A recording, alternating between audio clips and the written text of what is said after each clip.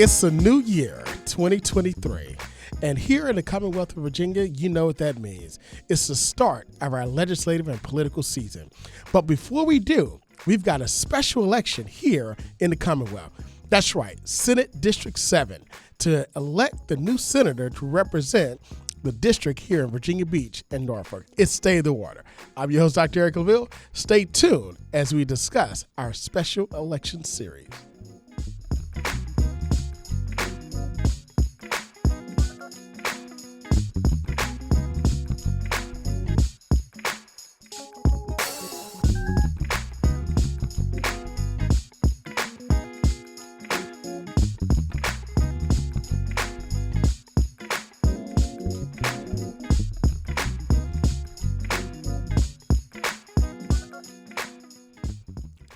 Welcome back. It's State of the Water. I'm your host, Dr. Eric Claville. We're so happy to have you in this new year that God has blessed us to see here in January 8, 2023.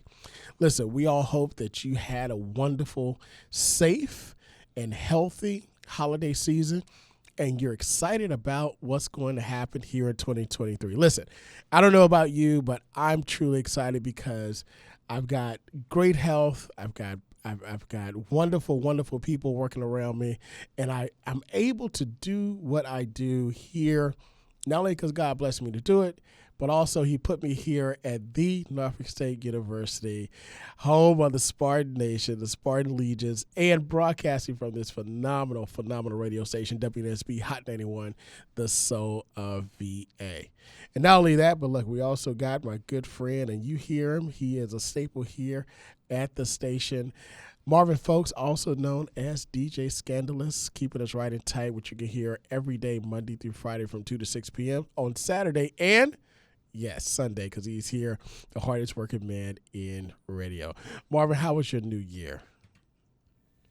My new year was great, trying to eat better and work out more. That's my New Year's resolution, like many people. Absolutely, absolutely. Listen, we all got resolutions. We all got things that we want to do, places we need to go, and we'll do better. And that's the key. Every single day, we simply want to do better. And that's my goal. And hopefully that's your goal as well. Listen, I'd like to give a shout out to our Spartan Legion that just returned not too long ago from Pasadena, California, in the Rose Parade. They were absolutely phenomenal. They were voted actually the crowd favorite, seen by millions, in person, on social media, and replaying, of course, live on television. Listen, I don't know about you, but the Spartan Nation is truly making moves and making their mark here, not just in the Commonwealth, but now internationally all across this world. So, it's a great time to be a Spartan. It's always been a great time to be a Spartan, but it's truly now is a great time to be recognized to be a Spartan. I want to get into this particular topic today because, for me, and this show here is about bringing movers, shakers, policymakers to you, the community, to discuss issues that are important to you. And when we started this particular show, the whole idea was to bring those individuals that are making a difference and want to make a difference from the ground up in politics and policy.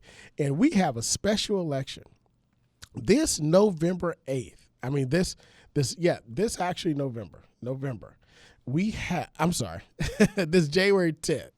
I said November. So November 8th, it was election of our Congressional District 2, in which Elaine Loria was defeated by Senator Jen Kiggins. And at that time, she had to resign her position in order to take her place in the U.S. Congress. Now, of course, she took her place there, and they were just sworn in not too long ago because of that. We'll talk about that later. But there's a seat that's up now, that particular district, which covers Virginia Beach and also parts of Norfolk. So on Tuesday, January 10th, we will elect, those voters that live in that area will elect a new senator. And we've invited the candidates to come onto the show to talk about why they want to run.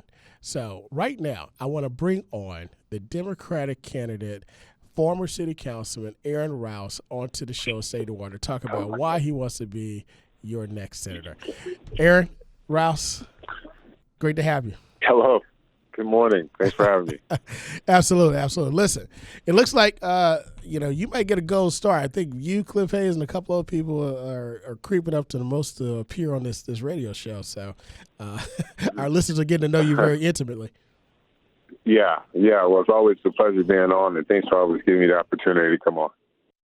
Absolutely. Well, listen, this is our special election show, and this is about Senate District 7. And as I told the listeners, we have an election coming up this Tuesday, January 10th, this Tuesday, to elect the new senator for District 7.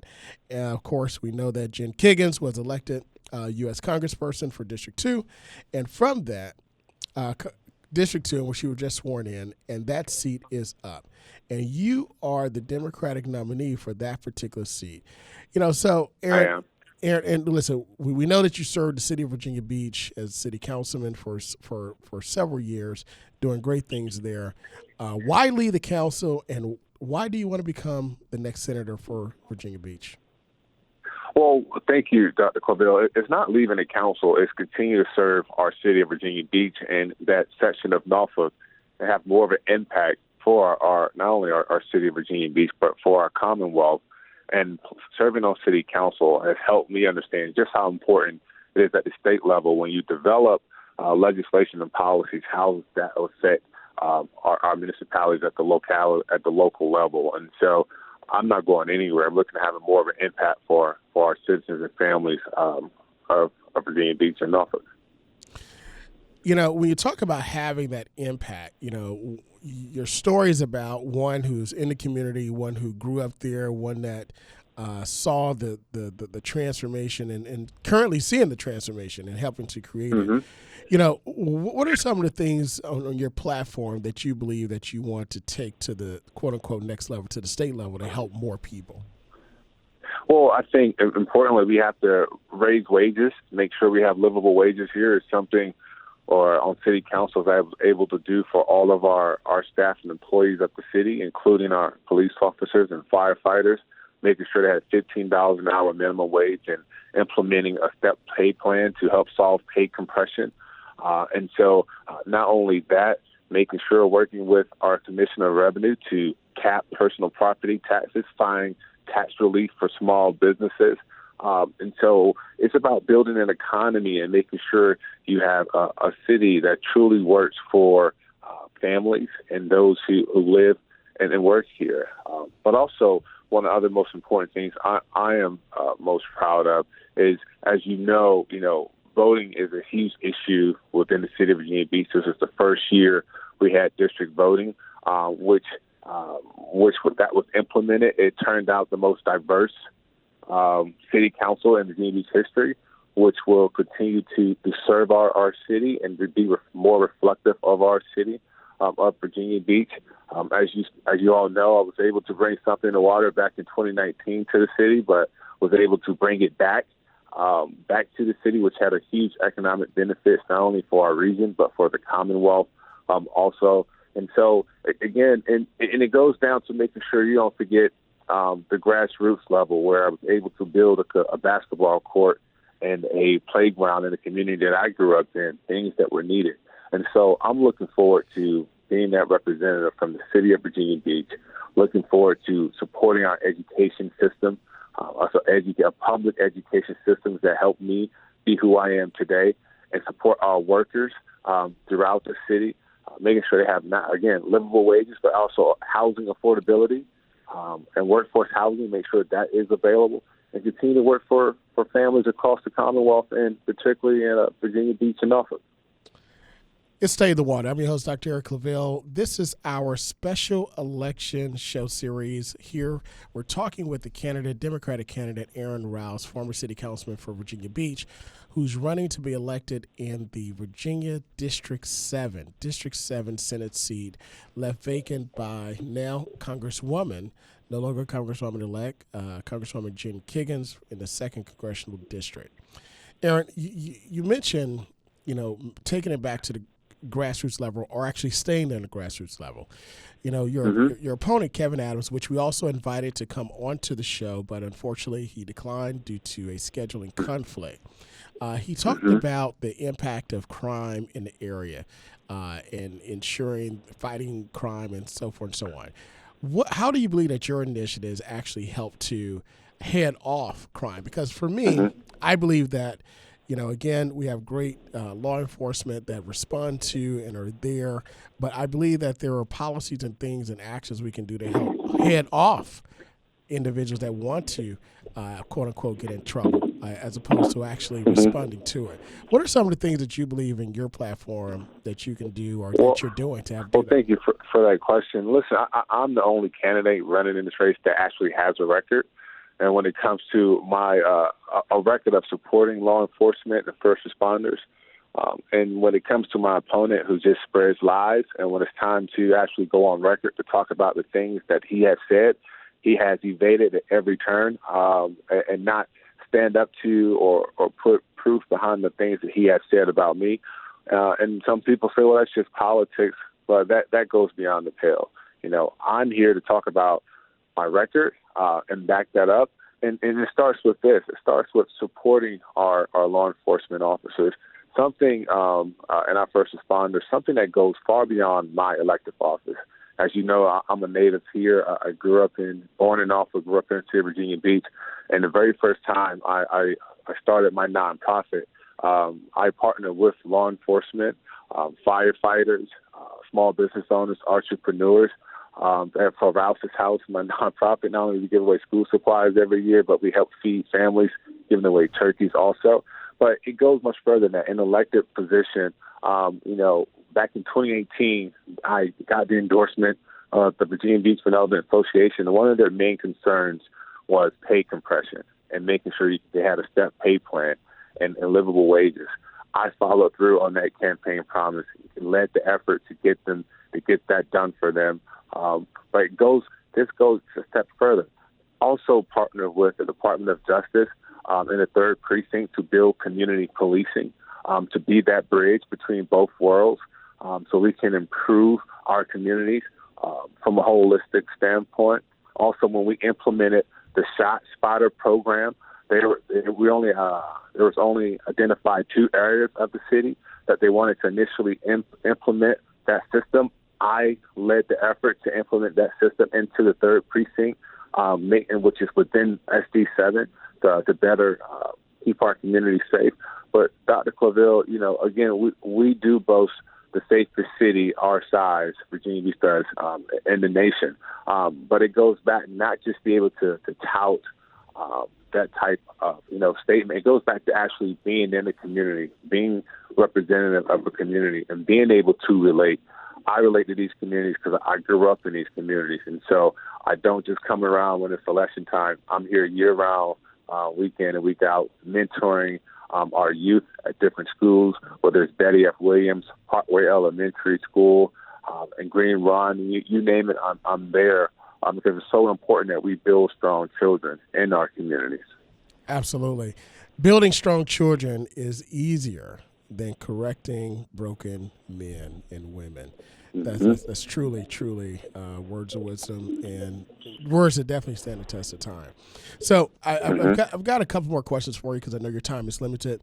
But in the event that the voters say, hey, we want you to be our next senator, day one or year one, I like to say year one legislation, you hit the ground running, you're up there in Richmond, you found out where your office is and the bathroom is. What else do you want to do? What's the first thing you want to do?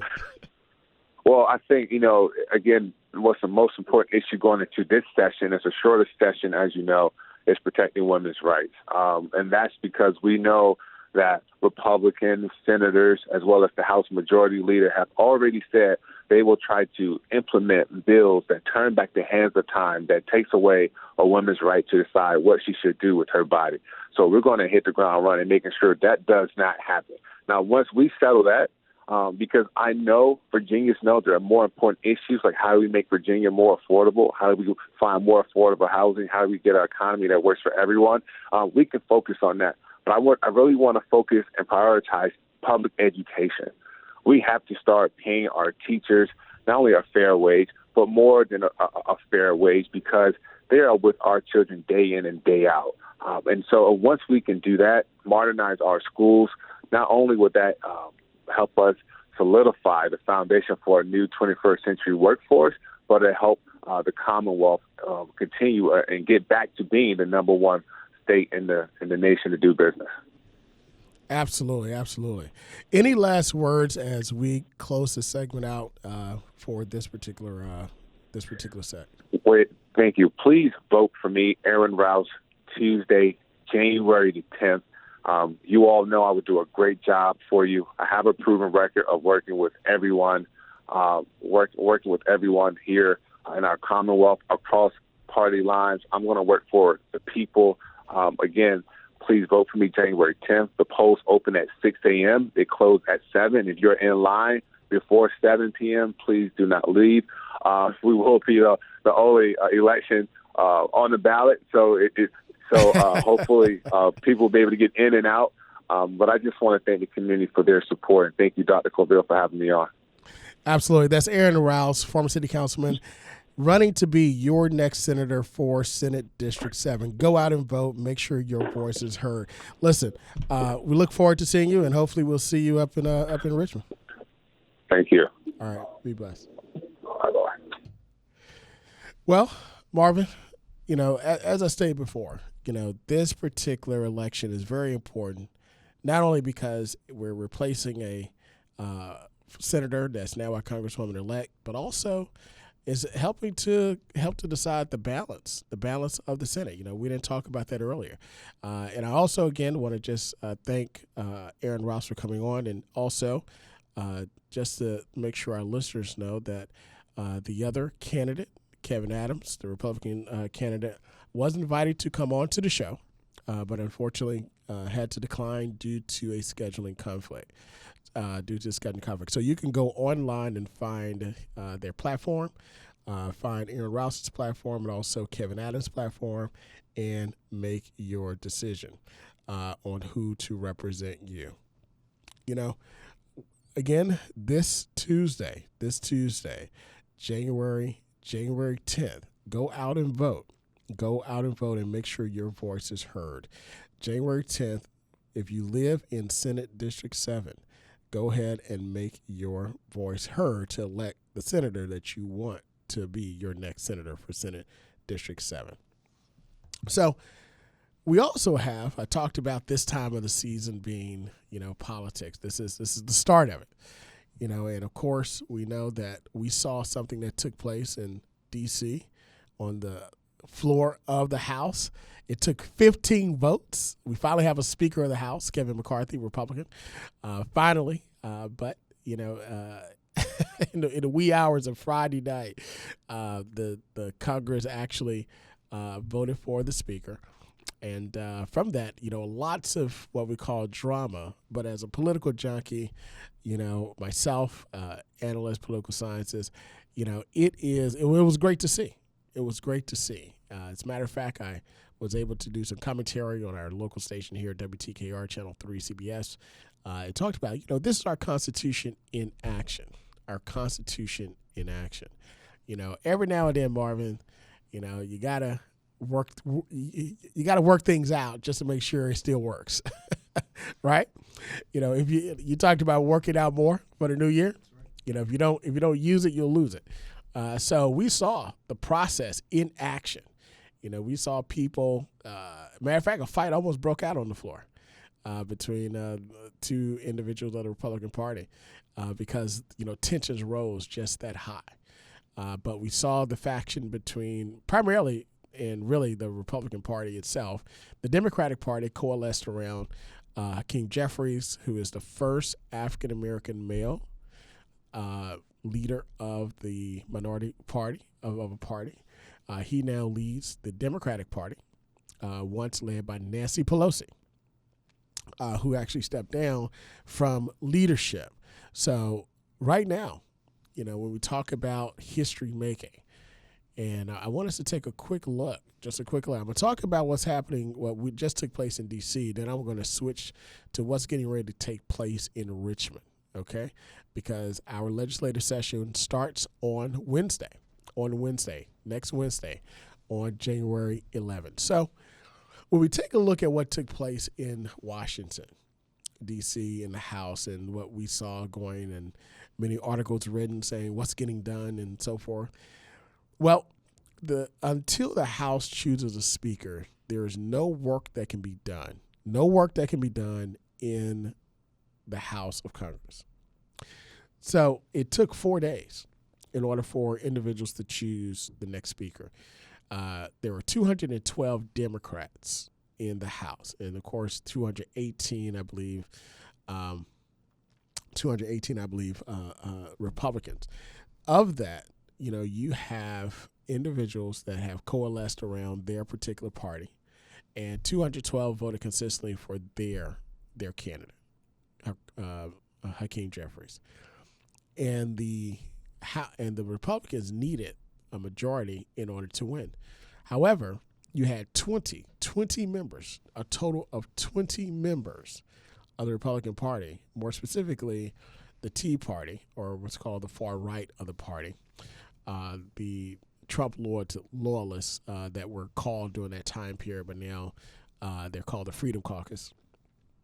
These individuals were holding out, and they withheld their votes from the speaker himself. And with that, he could not be elected. So when you have, actually the Republicans have 223. And with that, he could not be elected Speaker of the House. So what ended up happening is that they went back and forth, and Kevin McCarthy out of California, Congressman McCarthy, lost on all first 14 ballots. So they went back and forth day after day after day until they were able to strike a deal with certain members of the Freedom Caucus to bring him over the threshold in order to be the next Speaker of the House. And how was he able to do that? He was able to do that because he gave them some concessions. He agreed to those members that would vote for him to be committee chairs of various subcommittees and other committees. And look, this is politics, whether it's politics getting elected in the community, going church to church like candidate Aaron Rouse is doing and others do. You're out there going door to door, talking with businesses and persons, or if it's within your own party, it's all politics. It's all politics. And when it's all politics, it's all about negotiation. Again, we understand that emotions run high, but it's all for a collective end. So we have our new speaker. But Hakeem Jeffries made a statement. He made a statement that I thought was very important when he turned over the gavel to Kevin McCarthy. He stated that our country is at a fork in the road, and it's up to us to choose which way to go.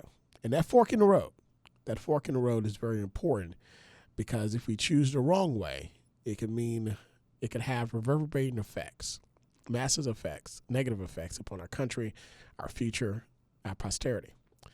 If we choose the right way, it can also have tremendous positive effect upon our country, upon our posterity, and upon the world, because we are still the beacon of light. So life and death is in the power of the tongue. That's what Proverbs tells us. And we know that we speak positive affirmations every single day. So I'm speaking goodness. I'm speaking life. I choose to speak life. I choose to speak peace, joy. I choose to speak blessings and prosperity over us. But to get there, we have to make some hard choices. We got to be disciplined. We have to call a thing a thing. We have to make sure that we understand where our shortcomings are, admit them, work to improve them, seek forgiveness, and move forward together. On the state level, again, we have our legislative session that starts here. All politics is local. So it gets no more local than our state and local candidates, our officials that represent us. So here on the state level, we will open up, the General Assembly will open up their session on January 11th, which is Wednesday, the opening of the legislative session. That's when those that you've elected to go up to Richmond to legislate on your behalf, they will be there during the regular session. Now, this is a shorter session, as we discussed earlier in this earlier segment, which means it's 30 days, and approximately it'll really be 45 days because of special provisions. But with this, unless the governor calls a special session, of course, but this is a shorter session, and we're not looking at too many fireworks, but at the same time, anytime our lawmakers are in office, are in session, there's always important legislation that will impact us. As it relates to Norfolk State and higher education and HBCUs, we have really been able to levy and do great things and get a lot of great support from our alums that are in the legislature. We have the most alums of any HBCU and many universities in the legislature right now, except for several, of course, the couple of institutions here in the state. But I'd like to thank all of our phenomenal legislators, of course, starting with Senator Lucas, Senator Spruill, those that have advocated on our behalf in the Senate, both alums of the university here. We also like to thank one of our highly decorated and good friends of the university, Delegate Cliff Hayes, who represents parts of Chesapeake in the legislature. We also like to thank Delegate Candy King, who represents parts of Northern Virginia as well. Delegate Lamont Bagby, who is the chair of the Virginia Legislative Black Caucus, who's also advocate on our behalf in the legislature. And also like to thank Delegate Jackie Glass, Delegate Angela Williams Graves, who is there to help us legislate that represents this area that Norfolk State is in. We'd like to thank all of them because as a collective effort, they do the work of the university. So we're really excited about that and excited about, what they do for us. So at the end of the day, we'll be talking about coming up in this month of course, January and also February, we'll talk about issues that are going on in the legislature, issues that are happening that are affecting you, the community, they're affecting your way of life, and that will have that things that you want to see that are changed. So for us, that's what we're here to do. And I don't know about you, but I'm excited. I'm excited about what's getting ready to happen in the legislature, and make sure that you understand those things that there's not talked about in the news, but that are very important to us. So again, I'm excited that you made it to this new year. We're looking forward to having a great year of shows. I'd like to thank you, the listener, once again for supporting all that we do, because we could not do it without you. And stay in the water. I'm your host, Dr. Eric Claville. Be good, be great, God bless, and we'll see you next week.